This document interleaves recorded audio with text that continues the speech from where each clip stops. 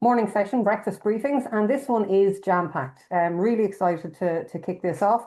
So just before we get started, I'd like to thank Contracting Plus to make these breakfast briefings possible for you to attend and for their generous sponsorship, which enables us to deliver the services that we do to you. Contracting Plus are key partners for many of our members involved in contract recruitment and in sourcing. They offer quick compliance setup for new contractors, provide contract training and information sessions for your teams, and have in-depth insights and research on various sectors within the contracting industry in Ireland. If you're working with contract talent, make sure to give Amy, Jen, and Jimmy a shout.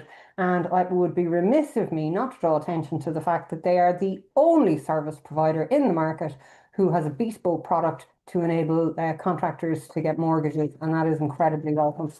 I'm just going to introduce our panelists. We're kind of a lucky bunch today. So we have Chris Stewart from Sigmar Recruitment, and he's the IT Contracts Manager. And he heads up IT contracts at Sigmar. And he's been working in tech recruitment for over a decade in Ireland and the UK. Chris, you'd have gotten less for murder. Over the years, he's built strong networks in Java, JavaScript, and QA. He's worked with companies across fintech, investment banking, e-commerce, SaaS, and government. What's key for him is building long-term relationships with contractors who've done multiple projects with him. He's helped plenty of first-time contractors get set up and given advice on tax and contractor law in Ireland. Now, he was also an award winner in 2024. He was the proud contract recruiter of the year at the ERF Awards. And if you haven't got your ticket, I have to tell you, they are nearly sold out.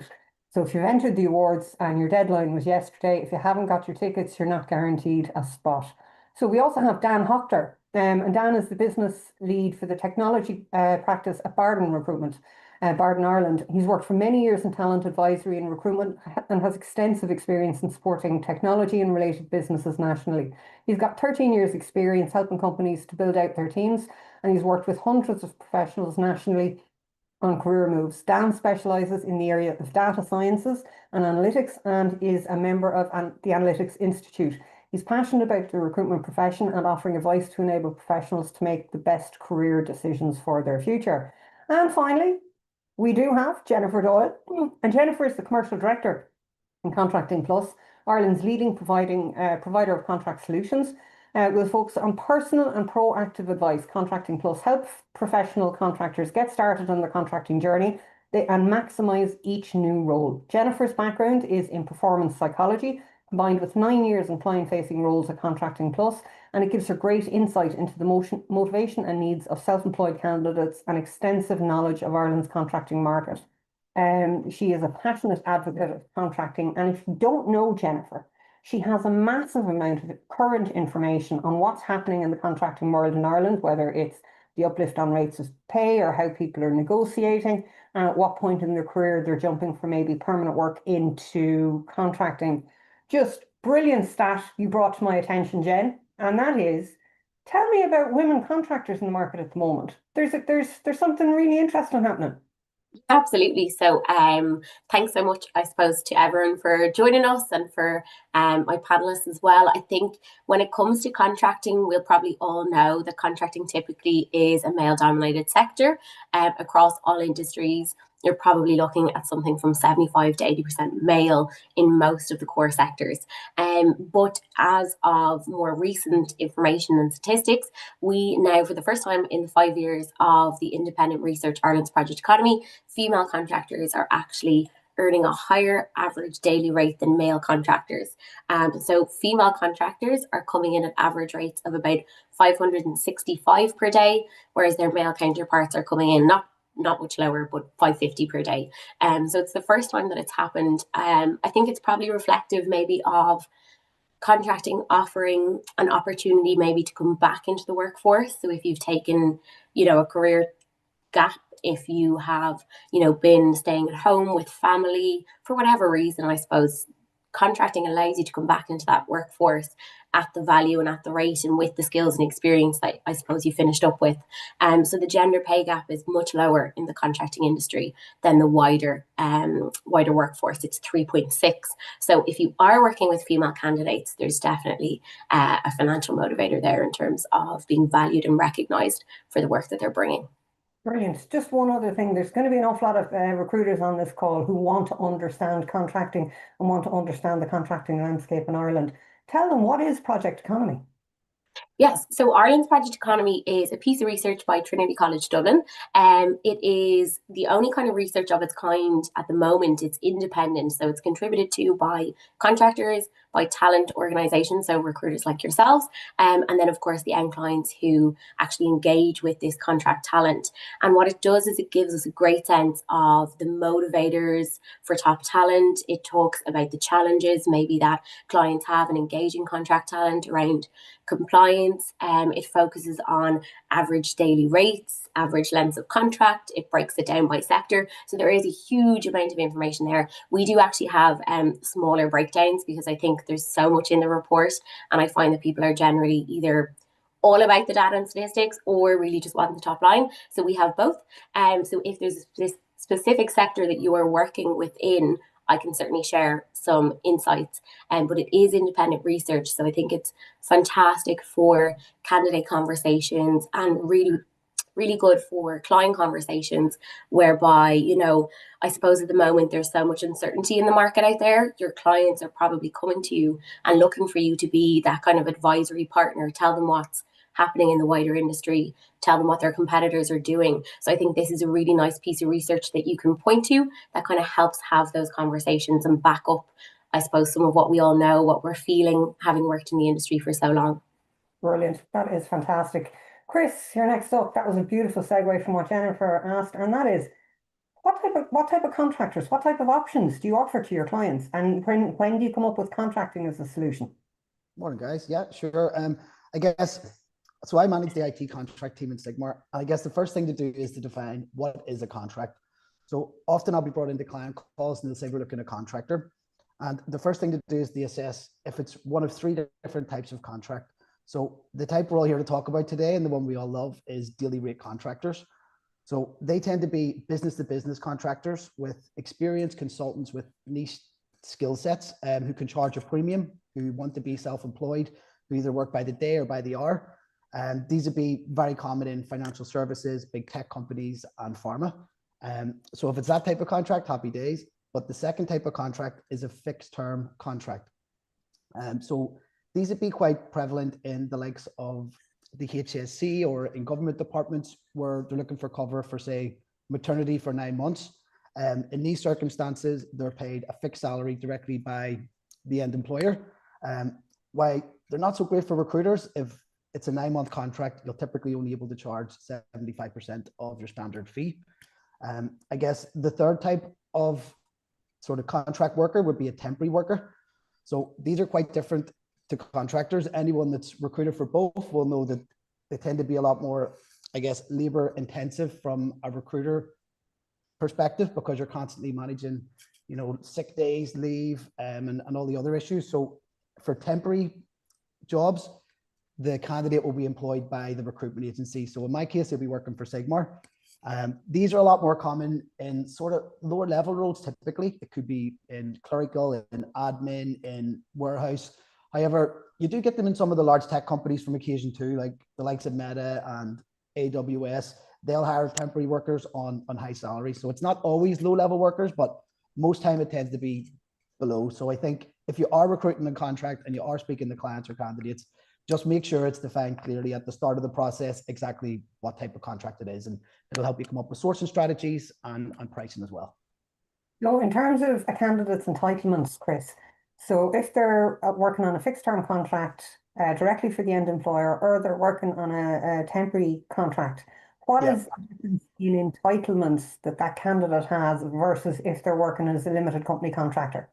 Yeah, so fixed term contracts, they're entitled to the same benefits as the other employees of the company they're working for. So they're not employed by the recruitment company.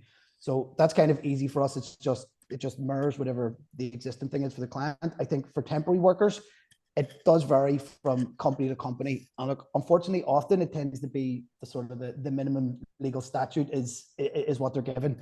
So you just have to define it at the start of the process, Siobhan. But so temp workers typically get less. Fixed term contractors would mirror the end client, and daily rate contractors don't get any benefits, right? They just get paid per day and normally a big paycheck at the end of the month.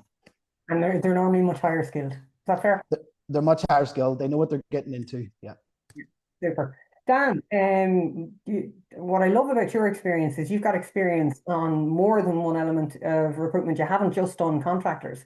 So the in terms of a lot of the recruiters on this call who kind of probably haven't done contracting or want to up their contracting game, which we're also going to add to. Tell me about the biggest differences in doing a hybrid desk versus a contracting desk from your perspective, and what you draw attention to for any new recruiters to the sector. Yeah, I suppose from my experience, Siobhan, I was lucky enough to start out in a contract desk many years ago, when I got into recruitment first. So that was my first experience in recruitment. I know a lot of people now are working in hybrid desks and they're trying to work maybe permanent roles 70% of the time and contract roles 30% of the time, and it is hard to get that balance and act right and get that activity up to build out your contract desk while working in both areas. What I found over the years, it's really important to really understand as much as you can about contracting early on and the offering. I think people get caught up in trying to sell a contract role and trying to sell an opportunity as a contract to people. But if you understand it really, that's the best kind of basis for kicking off. And I think when it comes to contracting, you're offering somebody an alternative. You're offering like a contractor, particularly on a daily rate, maybe a new lease to life. Somebody who's at a stage of their career, 8-10 years of experience, and they want to kind of move in and work for themselves and move on from a company that they've kind of hit a ceiling with. So I think that's really a good option for people. On the temporary side, then you're offering people maybe a way of getting in the door somewhere to a permanent opportunity down the line, on those kind of PAYE temp options. So I think just moving away from the sense that it's a smaller market. It's not like it's an easy sell if you have the right information and you're talking to the right people about contract opportunities. That's what I found really helpful over the years anyway. Oh, that's brilliant. So, biggest thing, the elephant in the room, if you're not a contract recruiter, like how Jennifer, do you go about pricing it? What kind of days do they work in a year? Because they're not getting holidays or public holidays. They have to sort themselves out in that regard. So if you're looking, how do you come up with a daily rate versus a salary, Jen? Yeah, it's a really good question. And I think Chris kind of alluded to it as well. Contractors do receive a high rate of pay, right? And we were talking about it. It can vary depending on the industry. You could be looking at anything from a 20 to 40% uplift. But if you hit the right point of your career to take that switch from a permanent role into a salary, it could be even more, right? So I suppose where I would always begin with what the equivalent permanent salary is. So I'd take that base salary and I'd add onto that. So I'd look at things like the employer's PRSI, which is 11.15%. It's pretty significant. I'd look at what other benefits that individual might be receiving. So that might be an allowance for healthcare. It might be 5% of pension that the employer is contributing to. They might receive an end of year performance bonus. So really what you're trying to do is you're trying to actually build the package for the individual. And then because contractors typically only are paid for days and hours worked, as Chris has said, you're dividing that number by something around the 225, 230 mark per year. And just to give people a sense of why that is. So if you take an average year, 52 weeks, 5 days a week that we can technically all work, that's 260 days. But contractors won't be getting paid for, let's say, 20 holidays, 10 bank holidays, those sick days. So we actually have a calculator on the website if you're looking to kind of compare permanent salary over to daily rate that I can share with people. But really, I think a lot of the misconception, maybe especially from the client's perspective, when they think, we hear all the time, oh, contractors are so expensive. It's really expensive to engage a contractor. And I think potentially there's a little bit of misinformation there around actually comparing maybe a base salary to a contract rate. And really what you have to look at is the entire cost to the employer of that permanent employee. So it's all of those statutory add-ons like the employer's PRSI, it's the days not worked, it's even things like HR, payroll, redundancy down the line. You've got to, I suppose, help that client understand that there's a package, I suppose, for an employee. And then from a contractor perspective, you're trying to actually ensure, I suppose, that there's a fairness there. So the contractor should receive those uplifts. And I suppose the market at the moment, there is uncertainty out there that can I suppose, swing the pendulum a little bit between who holds the power on daily rates. But I think for a lot of the niche roles, there's still absolutely, I suppose, an expectation from a candidate perspective, certainly my experience, for that rate to be, you know, a significant jump. And Chris and Dan probably know a little bit more about having those conversations. Thankfully, I take that daily rate and I let them know what they take home, which is a really important figure in the conversation as well. But I definitely would be expecting to see a significant kind of percentage uplift for a contractor. Brilliant. Chris, back to you. I'm going to do a little bit of a cringe here, as in I am not Liam Neeson. We can establish that, but I am currently I'm turning 50 this year. I've got 25 years in recruitment and I fix and build businesses for a living. So I'm not your standard recruiter. So going into a company, they might have a specific set of problems, might be a toxic culture, might be a non-billing environment, might be whatever. So I approach you or you approach me, whichever way this goes. And what impact does the length of the assignment have on the rate of pay you're able to achieve for me as a contractor? Well, I think the longer the contract, you perceive it to be more stable, right? So you're more likely to accept a lower rate, not a massively lower rate. Like I'd say if someone's looking 650, they might take 600 if you can guarantee them 12 months work. So there'll be a little bit of flexibility on it.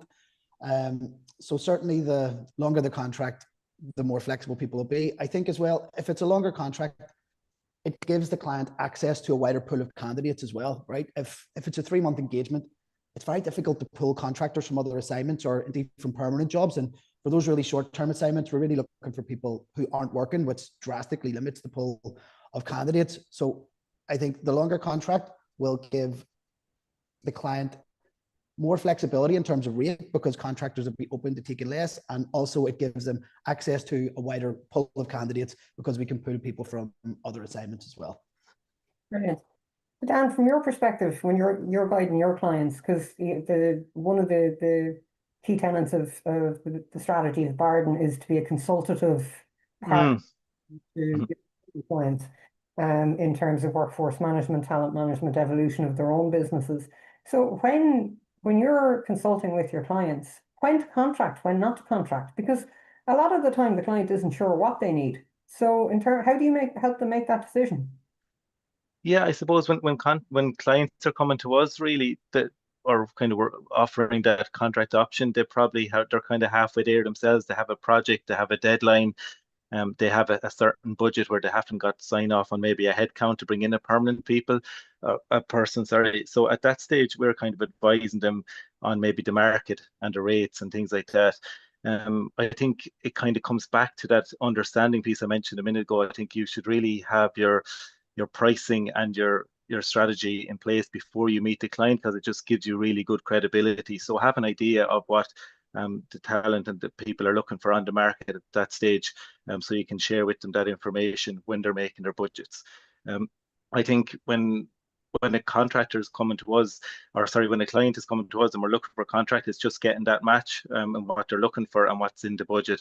And I think in terms of even when you're talking about fees, I know there was a kind of an old myth when people were putting maybe 50, 60 euros a day on a markup. I think you need to really move away from that and advise people that it's margin, which is the net fee income as a percentage of the bill rate, really. So you're having that for your client as well and getting credibility, so they know what they have to spend really on the person that they're trying to bring in. So when you're weighing up all those, I think a lot of time for us, it's really the project is what makes people decide whether it's contract or permanent at that time for the client. Brilliant. You've just opened yourself up to me for another question about markup, and specifically to the recruiters on the call who don't know the difference. Why is it preferable to have a fixed percentage margin over a markup, and particularly the impact of that when you're trying to achieve a day rate increase for your contractor? Can you give me a little bit of time on that?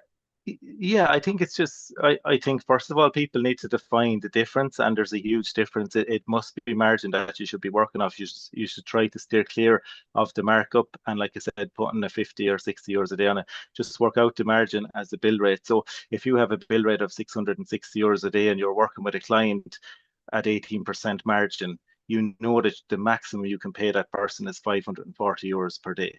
So you need to kind of know that when you're going into these calls and to have that kind of worked out. So that's really important, particularly when you're negotiating. Now, what I would say as well is, when a client is coming to you for a contract role, to hire a contractor, they're usually in a bit of a pickle where they have a project and a deadline. So you do want to try and make a deal happen as well. So don't be married to your margin too much. Try to show some flexibility on your side to make it happen for all parties, and you might end up going back to the contractor that they might have to take a small bit off as well. But I think long term, that builds credibility. It builds a bit of trust as well, with your client, and you might end up pulling it back in the next contract. So what I would say is show some flexibility around the margin there as well. And when you're working contract roles, what I'd always encourage as well is that to show value where there's value. So if you're sending 2 or 3 profiles across to a hiring manager, you don't have to try and hit the target budget every time. Show that there's flexibility there. If a contractor is looking for a bit less, contractor A is looking for a bit less than contractor B and C. Just show that variation as well, because I think that, again, that builds credibility and trust. Don't try to use the gap to make as much margin as you can. I know it's not always disclosed what the margin is sometimes, but I would like to feel comfortable if my client rang me tomorrow and said, what's the margin on X?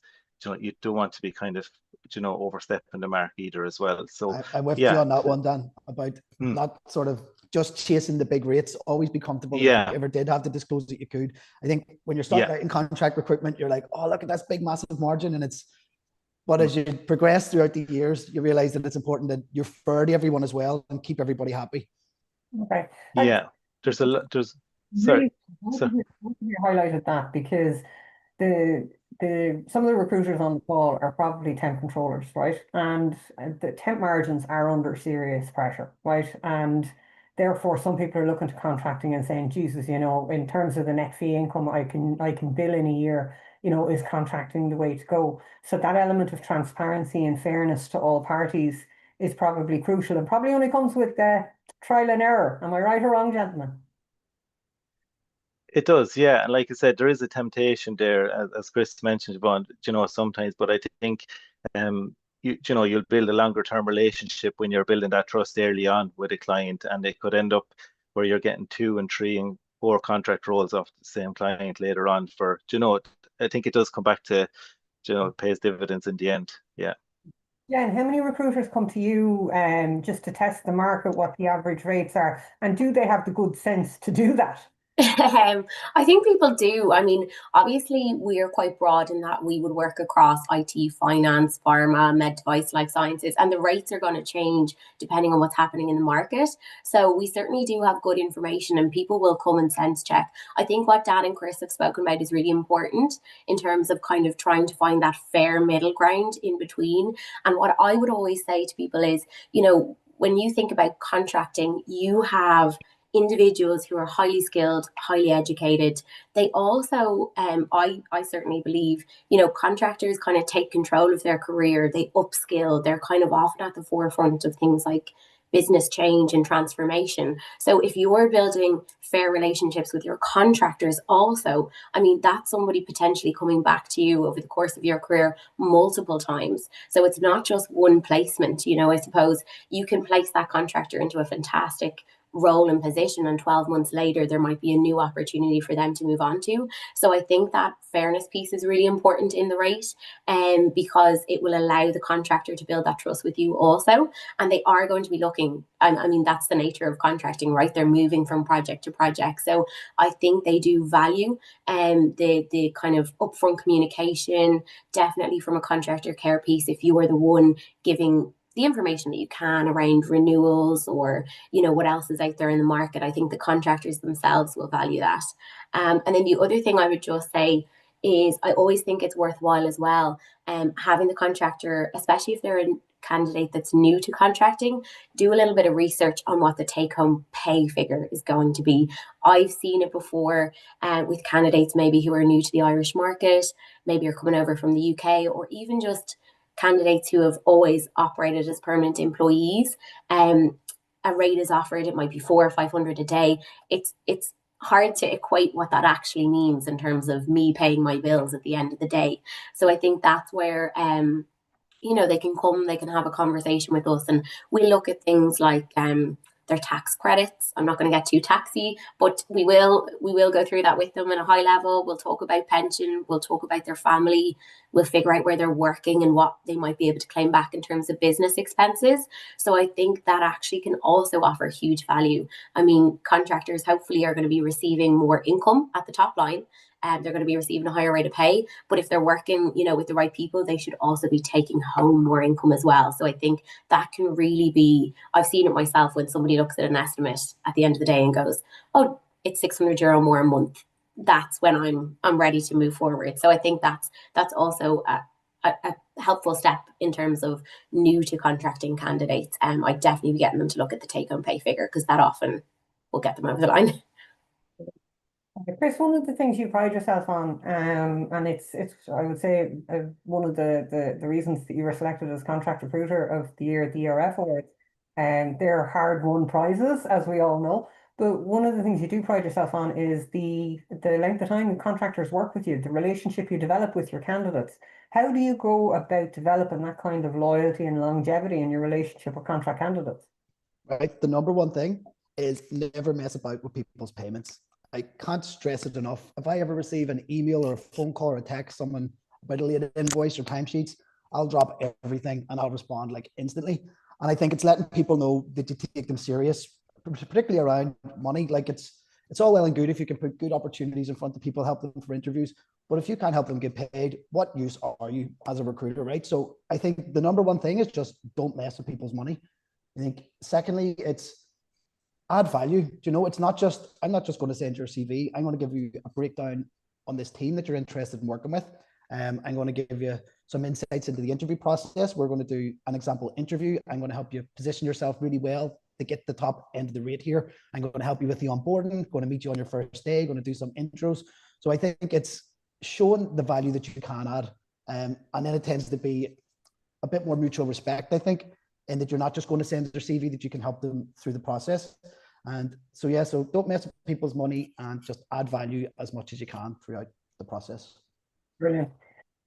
I might just come in just to echo, sorry, Siobhan, what Jen touched off of there, that contractor care piece as well, and Chris has mentioned it there. I think even post-placement, the contractors, they're obviously not permanent employees, so they might appreciate that extra follow-up call and, that extra chat, So I think it is important to keep a constant contact and communication with them, whether it's 3, 6, 12-month contracts, just to kind of keep that open dialogue to make sure they're settling in well, even though they're experienced people, just to keep that open dialogue with them as well. And I think that does come back to pay off for you as well. And they might become, an ally, a friend. They might give you a heads up on other contract roles within the business as well. But yeah, I know it's important to keep that relationship open, especially if the contract's not going to be extended. You want to be there to help them with their next contract as well. So. And a question about the candidate care piece. So you've got contractors and they could be on short-term assignments from company to company to a company. But the thing is, they tend to maintain a consistent relationship with, say, you in Sigmar or you in Barden, and also with ContractingPLUS. So in terms of culture, networking, events for contractors, how important is that? Jen, do you want to start with that one? Yeah, I think we found that it can vary, of course, from individual to individual, but I do feel like contractors, like everybody else, they want to be supported, they want to be valued, they want to connect. And I think if you're really good at that contractor care piece, like Dan and Chris have spoken about, it absolutely results in good things down the line in terms of, as Dan was saying, it might even be insights into what's happening in an organization. It might be referrals of their network. It might be fewer drop-offs at the start of a contract piece. So I would say that from a contractor perspective, the first thing is they're going to want insights from you, because I think that can be hard to find. Like, as I say, that piece of research, that Ireland's Project Economy, that's about 5 years. Prior to that, we had our own information, and you all would have had your own information, but we didn't have this kind of independent research. So I think they're going to want information so that they can benchmark and understand their peers. In terms of the events and the networking, we found that people are open to it. Absolutely. I think contractors are building their own communities in a lot of these organizations. I think that's easier now. If I think back, like 10 years ago, I might have been talking to a contractor who was one of 2 contractors in an organization. But now I'm finding there's much more of that blended workforce. So a lot of organizations are leveraging the permanent employees and the contractor mix, which I think means that contractors themselves can build their own networks and communities within those organizations, maybe better than they can before. But there definitely is interest in networking. And I think a huge part of that is the information that they gain from it. And I do think potentially when you're a contractor, it's all new. It's a new company, it's a new team, it's a new way of working. You're working with Dan or Chris, you're also working with Contracting Plus. It's a new way of getting paid. So I think, it's so important that you stick tight in those early conversations. We do a lot. We have dedicated account managers, so they've one point of contact. We have lots of support teams in terms of pensions and tax and mortgages. We have the information there whenever they're ready to come and get it from us. And we try to do, the video as well as the PDF, as well as the email, as well as the text, because you're trying to just, I suppose, facilitate different communication styles. But my experience has certainly been that I think most contractors absolutely are looking for opportunities, because it gives them the same opportunity to look for the next contract. So if they're networking, that's how they're potentially finding their next role as well. So I would say it's incredibly important. Yeah, that's been my experience. Dan, from Barden's perspective, from the candidate care, candidate networking, how do you approach that? It's kind of not it's fairly straightforward, really. What we would just have a kind of cycle, a plan in place just to keep in touch with them. So like Jen was mentioned there, it's just really important to kind of connect and stay in touch with them. So it would be just as simple as something like a call cycle, maybe every 3, 4, 5 weeks, just to make sure that they're getting on okay.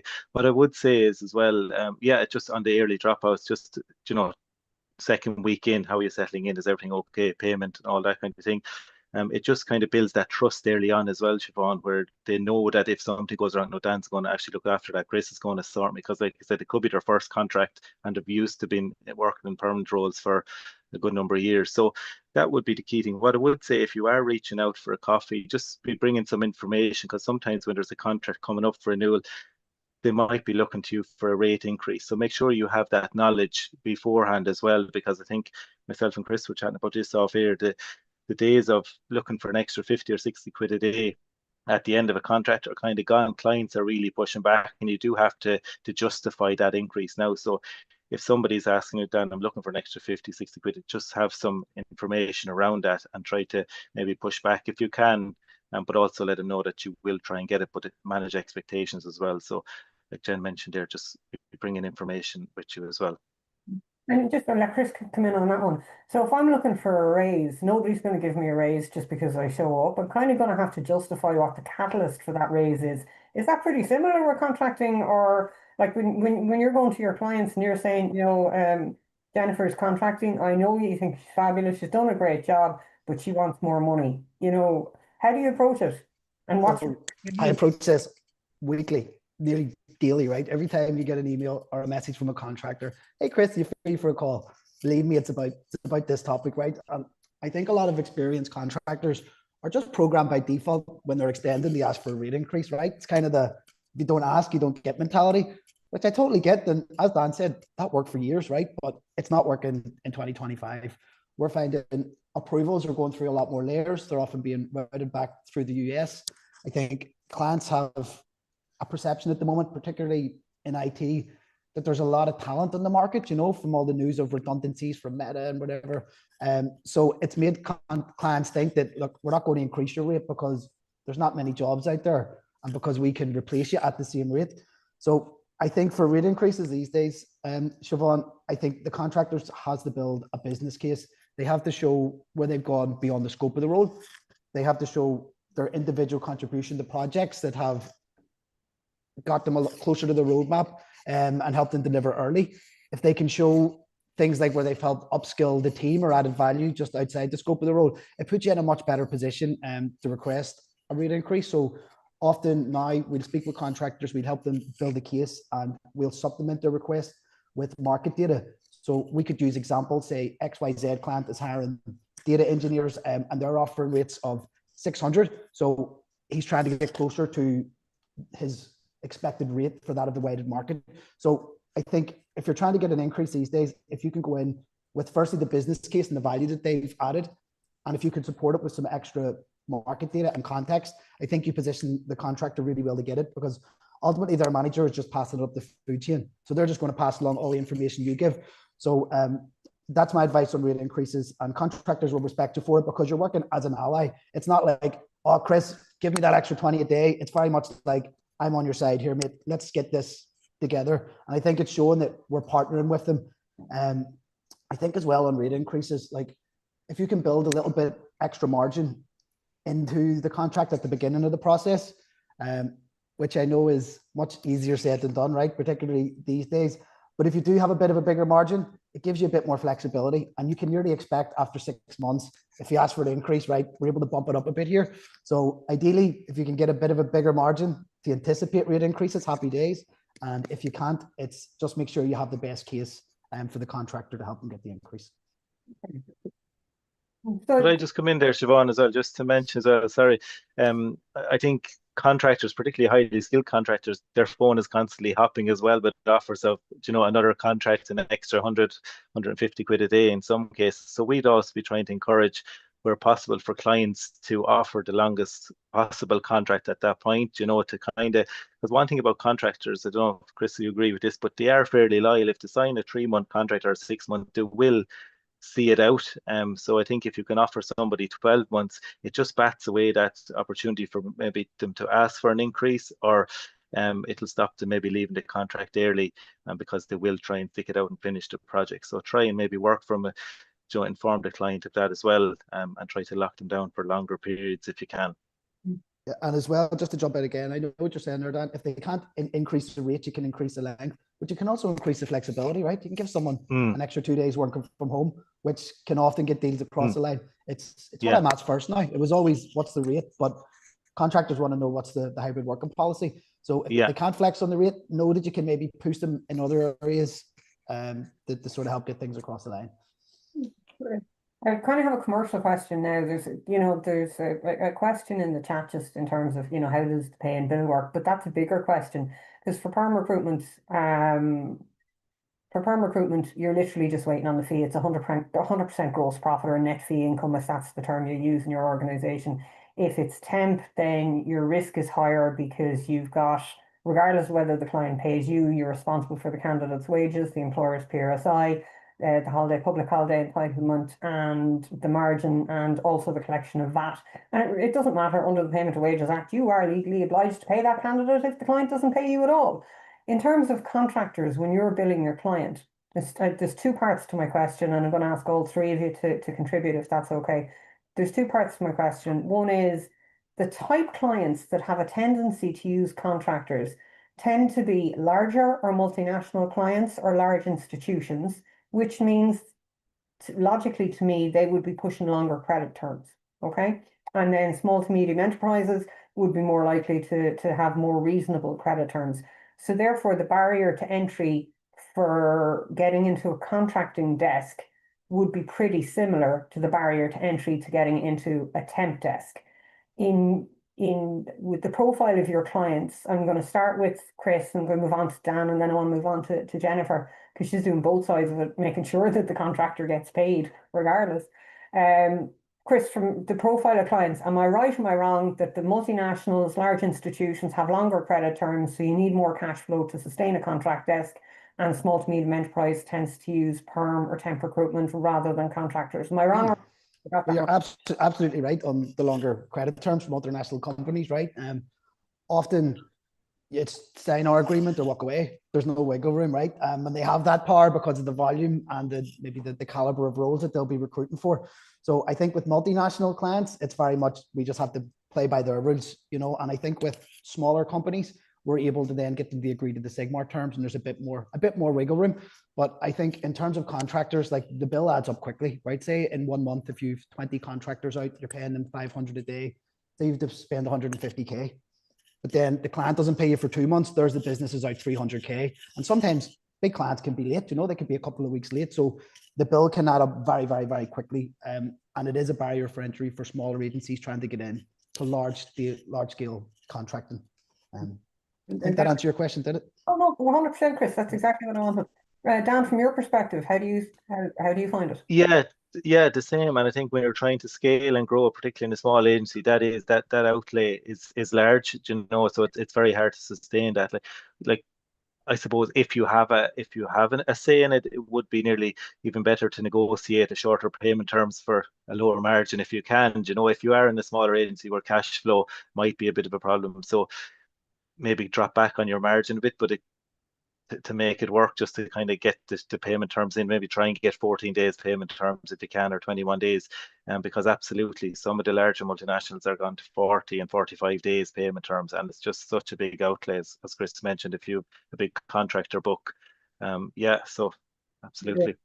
And just to go Yeah. back to the point there, and the one that you reinforced, if a client doesn't pay their debt and goes into liquidation, right, and you've got a 300 grand debt because you've had one or two contractors out for whatever length of time, it's not just you're down the contract wages, you're down the margin, you're down the VAT, you're down the whole shooting match. So how vital is credit checking a client to your desks before you even start? And that is the same for temp recruiters, as I would say contract recruiters. What would happen to you in your organization if you didn't credit check a client before signing terms? We just couldn't do it. We have to credit check them, Siobhan. It's key. I guess it's not as key in perm, right? No, I know obviously you want to get paid and make sure you're working, your work's being rewarded, but you're not outlaying a huge fee, right? Each contractor could cost us 15K a month. So it's vital to credit check people for a reason as well, that we're then able to get insured. We're able to approach our insurers and say, look, we've been credit checked this client. And if the client doesn't pay, then at least we have some sort of recourse to recoup the funds. So that's why it's key for our business, that it keeps the insurers happy, and also it stops us just working with those rogue companies. Now, Siobhan, I've had occasions where companies have failed credit checks, startups and the like, and we've still been able to work with them. We've been able to come up with plans where maybe they can pay the fee up front, and we can sort of keep it in a shared account, or we can do margin only invoicing, where the contractors directly invoicing the end client and we're just invoicing our margin. So if they fail a credit check, I think it depends on the type of the business. If it is a small company, there might be some sort of agreement, but if they fail it for repeatedly missing the likes of invoices or poor cash flow, then we would have to consider not working with them. Okay, so I'm going to dumb down what you said a little bit, if that's okay. Because this is our currency, we understand it, and just for the recruiters on the call, all these people are in management positions. We've a lot of commercial experience. So when Chris is referring to a credit check, a company like Credit Safe, just for example, I'm not endorsing them, but say that you set up an account with a company called Credit Safe. Or if you don't want to do that, you could go to Solo Check, or you could go to the company's registration office and pull their accounts, but then you have to analyze it. So the credit check that we refer to is you put in the company's registration number and the recent filings, the recent accounts, whether they're up and down, a recommended credit limit, and any judgments against them comes up. And it gives you an indication as to whether or not you're safe enough to do business. Another facility that larger companies employ is credit insurance. And now that's not invoice discounting. That's not selling your debt and somebody else collecting the difference in the margin. That's not what it is. Credit insurance is where you take out an insurance policy that if you adhere to the rules of that credit insurer and you pay your insurance premium, but you credit check them and they're monitoring all of your clients on an ongoing basis. So if everything's gone right and something goes wrong with the client and they don't pay their debt because the client unexpectedly goes wallop, well, then you can recover that fee from your credit insurer. Those things cost money. Cash flow costs money, but most larger organizations with a large temp book or a large contract book both absolutely engage in credit checks and absolutely engage in credit insurance just to make sure that they have some recourse. Jen, commercially, from your perspective, Yeah. You're generally dealing with the contractor, and the agency is generally dealing with the creditor, the caliber of the organization. Am I wrong or am I right? No, you're absolutely right. So a little bit different for us, a little bit easier maybe in some ways. So we essentially are supporting ultimately the contractor themselves. So really we're engaging with the likes of Sigmar or Barden on their payment terms. And we basically operate a same day payment for all of our contractors. So the minute the money hits that umbrella or limited company bank account from either Barden or Sigmar or any other agency, we're then operating the actual payroll for the individual. So what I mean by that is we are calculating and deducting the relevant taxes, your income tax, your USC, your PRSI. We're offsetting any business expense costs that candidates might have if they're working from home and they need to purchase a new laptop, for example. We're looking after any pension contributions that that individual wants to make. Huge motivator for senior talent to go contracting at the minute, especially if you've candidates who maybe their roles have been made redundant recently. Contracting can be a really nice next step. Allows them to kind of trial something new, trial a new organization. They have a bit of a cushion, but will allow senior individuals to push a lot of income into pension. So we're actually looking after the tax, expense, pension piece. We're trying to balance, right? So obviously on the one side, we want to ensure that everybody is paying the correct taxes, of course, but also ensure that they're aware of all of the different tax reliefs they can claim so that they're taking home as much income as possible. So from our side, I suppose we're receiving that gross income and then we're obviously calculating it. So we don't have the same, because we're receiving it from the agency, we don't have the same maybe checks that we need to do further on up the chain. I think communication is key, like Chris spoke to it earlier, especially around holiday times, Christmas periods, things like that. I think once contractors know when they're receiving pay and that it is coming, that's the big piece for them. And Dan mentioned it earlier, just on the contractor care piece, that first pay, the belief that it's coming is really, really important for the candidate. And if they've always been a permanent employee, they no matter how much reassurance we're all giving them, I think that first pay coming through is a huge piece. So I would always suggest like a quick check-in around that time. I think it definitely reassures people. And then just to touch on quickly your point around kind of the type of organization and the type of client engaging contractors, absolutely there is a cash flow piece that does limit some companies in engaging contract talent, but we are seeing much more diversity in the type of end clients engaging contractors. I am seeing more startups, I am seeing more SMEs, and I think probably the deciding factor for those organizations is probably that fixed cost piece. So if you have, I suppose, concerns around budget, if you have hiring freezes, if you have, I suppose, a concern about long-term or longevity in terms of taking on headcount, I think contracting obviously is a really agile way in which to still maintain and kind of engage talent on a shorter term basis. So that kind of fixed cost mindset can be helpful for clients. And then as Chris was saying earlier, I think you've got to play around with things like maybe for the candidate, there is a slightly longer pay schedule, but actually there's more flexibility in terms of where they're working and things like that. So we're probably seeing a little bit more diversity in the market in terms of who's engaging the end client. A lot of our conversation so far has been about the seniority of contract talent, right? And senior, they're accomplished professionals. The rates are higher. They understand what they're doing. But the reality is, once they go contracting, they're getting a lot more money, and it'd be reasonable to think that you're like a child in the sweet shop because you're not thinking about the fact that you're responsible for all of these extra elements yourself. How important is the relationship that you have with Contracting Plus to rationalize the candidate's expectation of how to manage their new contracting lifestyle? I'm going to start with Dan on this one. Do you spend time educating the candidate? Listen, you're not going to have holidays, so it's up to you to put a saving plan in place. Listen, your business expenses, you need to go to Contracting Plus because they're completely different than the per diem expenses or travel expenses you would have gotten from your employer. Who coaches the candidate through how they deal with their pension, how they maximize their pension, how they get a mortgage? How heavily do you rely on the people in Contracting Plus for that, Dan, or do you do a lot of the heavy lifting yourself?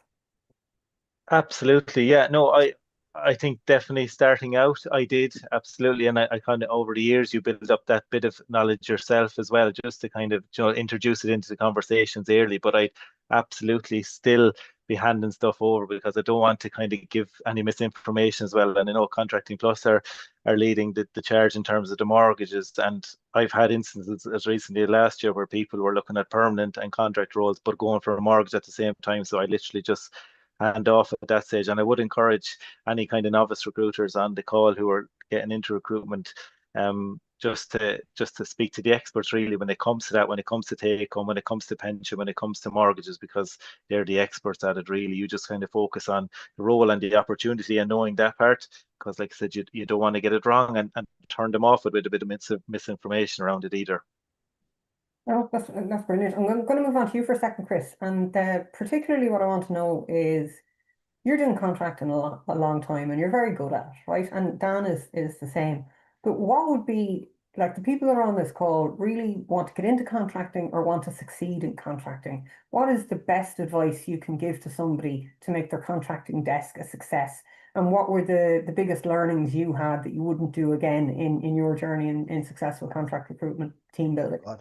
I'd say I'll start with the one that I wouldn't do again. And I think Dan hinted on it earlier as well. It's sometimes prioritizing the big margin for yourself as opposed to getting the happy contractor and the happy client, which can be great. You'll get the deal across the line, but you'll get one deal and none of them will work with you again. So I think it's learning that, finding that middle ground where everybody's happy. It's just absolutely key, Siobhan, for longevity in contract recruitment.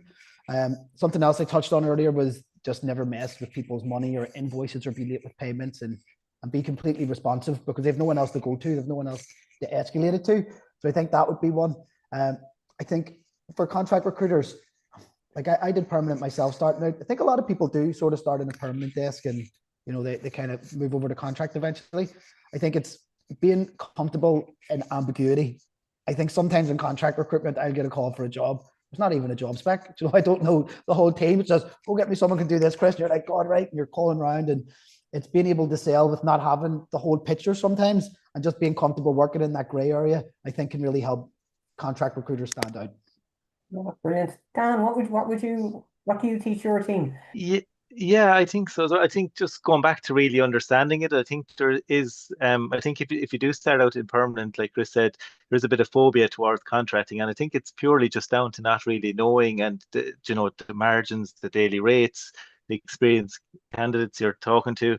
So I think really going back to understanding it really and becoming a subject matter expert in it as early as you can, immerse yourself into it. And I think it's important, maybe if you are working a hybrid desk, that you have a bit of a strategy in place to map out a market in terms of contracting, to navigate, to find companies who hire contractors, and to be checking out profiles and CVs where people have worked in the past, to find other companies that you could maybe target as well. So putting that kind of strategy in place as well early on, and keeping yourself focused, having kind of short-term goals, get to 1, get to 2, get to 5, get to 10, and slowly build it up. Because I think people don't see the value, to see the perm fee and to see the value. But I think if you put a value on the contract and it's 2K margin a month, it's 24K over the year, that'll keep you kind of focused and energized to get 2 or 3 on the books.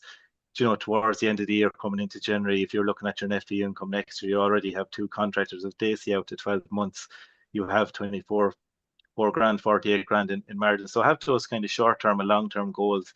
And I think with the activity, with the hybrid, you might be pulled back to a perm role, but just be disciplined with the activity. For contracting, it is 2 separate hats.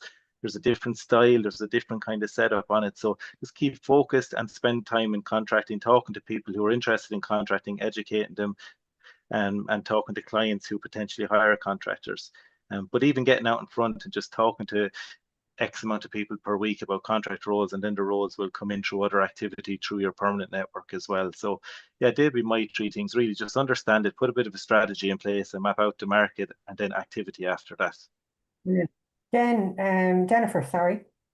Her name is Jennifer. I was being very presumptuous there.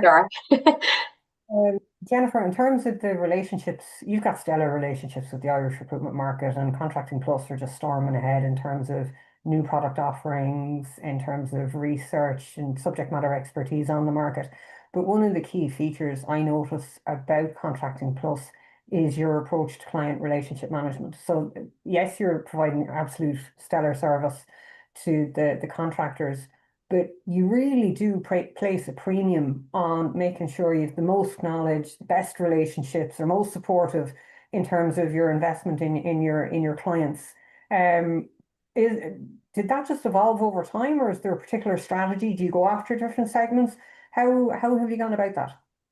Because it's Thanks, Ron. I think the first thing is, I actually enjoy it. I really enjoy talking to people. So I think the recruitment industry in Ireland is full of people who love chatting, right? So that makes it all the more easy in that we all probably are working in a sector. I didn't know the most about contracting before I began in Contracting Plus. I'm really lucky to have learned loads. And that's in no small part, you know, in terms of kind of the relationships, it's all about kind of, Chris, what's going on with you? Dan, how are you finding the market? I think ultimately people are sharing a lot of the same challenges. We're all working within this kind of volatile market. It's pretty niche. It can, you know, it can go up and down. It can swing pretty severely depending on, you know, who says what out there in the market. So I think the relationship piece for me, you know, in terms of externally, it's just people are, you know, willing to share and willing to kind of have conversations, and even something like today, share what's worked for them. So I think that's always made that piece very easy for me. In terms of the contractors, I think we genuinely value the contracting industry. We see value in what these individuals bring to the wider Irish economy. I think from a contractor perspective, we all kind of somehow understand permanent employment. You get offered a job, you know, it's a salary, you kind of go along, and if the money is the same in the bank account every month, you think everything is fine. When you go contracting, there's more uncertainty out there. So I think for us, you know, it's so important that we are giving really, really good advice, that we are talking to people about all of the benefits contracting can offer, but also all the considerations. You've got to have, you know, your ducks in a row in terms of compliance. You're not going to want to get on the wrong side of, you know, the revenue or any other body. You are probably going to have to be a little bit more of a self-starter. You know, upskilling is incredibly important as a contractor. I don't think there's as much kind of sitting back and blending into the background as a contractor. So I think, you know, understanding the personalities and the people who work in the industry and just genuinely enjoying it and having value in all that they do. And I think really when we have kind of expanded the services, that's been based on feedback. So we really do try and listen to what both, I suppose, our candidates are saying, but absolutely our talent partners. Like the mortgage piece has been huge for us. And that really just, I couldn't have a conversation 5 years ago without mortgages coming up as like, what are we all going to do about mortgages? Candidates just have this fear that I cannot get a mortgage as a contractor. We knew it wasn't true, but it's really hard then to kind of actually have the backup for that. So bringing on the mortgage team and being able to actually support them with the application all the way through to the drawdown means that we're serving our contractors and we're supporting them. But also it means that we can go out to, you know, our partners and say, look, we appreciate the relationship we have. Here's something else that we can maybe do that might help get another candidate over the line. So I think it's just about, gosh, does it sound really like it's very basic, but I think it's just having conversations and listening to the feedback, you know, from both sides, and just hopefully enjoying. I mean, we all have our days, but like generally speaking, enjoying it too. If that answers any of your question. I can't even remember the question now. Sorry, Siobhan. It just seems to be in your DNA in Contracting Plus. The wraparound supports that you offer the industry and the contractors, and the fact that you know you're bringing more data to the table, you're bringing, you know, insurance or the pension expertise, you're bringing the tax expertise, now you're bringing the mortgage expertise, and it's educating the market, and those relationships are vitally important. Yeah. Chris, on to you. What is your final piece of advice to aspiring contract recruiters on this call? Don't do it. Don't do it. No. No, contract's great. I think it's just about my one piece of expiring advice. God, it's going to be slow. Probably the first year, you're going to see your perm colleagues billing a lot more than you, and it hurts. The first year hurts, but in year 2 and year 3, you'll be flying on past them. So I think it's just really it's stick with it. And I think, as Jen said, it's very volatile, right? It's up and it's down. And I think it's identifying those moments when the market's down and there's maybe not that much going on, right? But then whenever your market's hot and things are going, it's just increasing your intensity as the intensity of the market goes up. So I think being able to realize when your market's hot and when you should do the extra hours, because it doesn't come around too often. I think that's a piece of advice to give. Brilliant. And Dan, what would your advice be to us? Yeah, I'm a huge advocate for contracting. So anyone that knows me knows that, all right. So I just love it. And I think there's loads of opportunity there. Like Chris said, when the market kind of gets a bit volatile or a bit unsteady, people can look to contracting. I suppose one piece of advice I would say, and it really helped me when I started out, was just get in beside somebody that knows what they're doing within contracting in your organization, and just try and soak in everything that they're doing and doing well, and just really asking lots of questions, ask them why, and just really understand like I said, the pricing, how you approach a contractor, the market, how you act around contractor, and things like that. So yeah, just get in beside somebody and just soak in all the information. And there is a market there. It is slow. Put that value on it, and it'll slowly build up for yourself. And in the long term, you're building a bit of a more sustainable desk for yourself, and your billings will be recurring every year. So yeah, just try and learn as much as you can from the good people around you. Brilliant. I would like to thank Sigmar Recruitment for making Chris Stewart, who is IT Contracts Manager, available for this session and giving us his expertise. I'd like to thank Barden Recruitment for making Dan Hoctor, who is the business lead in technology practice for Barden Ireland, available, and for your expertise. And I'd very much like to thank our sponsors, ContractingPLUS, for making Jennifer Doyle, who is Commercial Director with ContractingPLUS, available.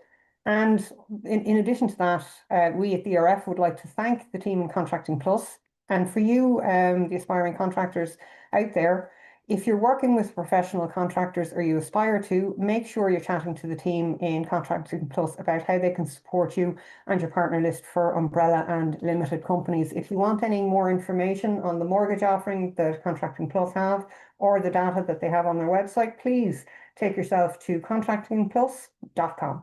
Thank you very much for your time, everyone. Enjoy the rest of your day. Thanks, Siobhan. That's all. Thank Thank you. you. Thanks, Siobhan. Thank you. Bye bye.